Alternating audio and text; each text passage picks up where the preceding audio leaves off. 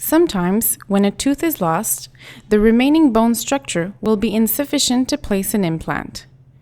In those cases, placing an implant will still be possible by performing a procedure called bone augmentation or bone graft. A small piece of bone must first be taken from the chin or the lower jaw behind the last tooth. Synthetic bone can also be used. The bone taken will eventually regenerate without leaving any defect. The graft is then adapted and stabilized to the site, and a healing period of 4 months will follow. The graft will then fuse with the remaining bone structure. Synthetic particles are often used in conjunction with the bone graft for better results.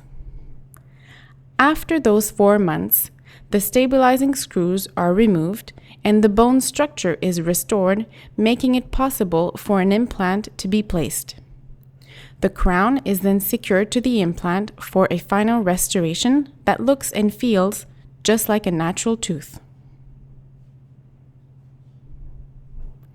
The sinus lift is another type of bone graft performed on the posterior upper jaw.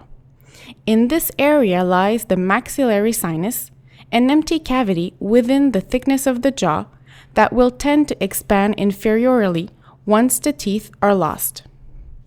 First, a small window on the side of the sinus is made while being careful not to perforate the thin membrane lying underneath. The membrane is then lifted, hence the term sinus lift.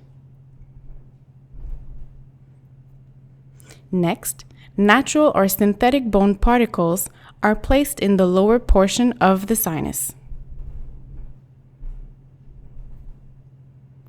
Within a few months, those particles will gradually harden and become part of the bone structure of the upper jaw.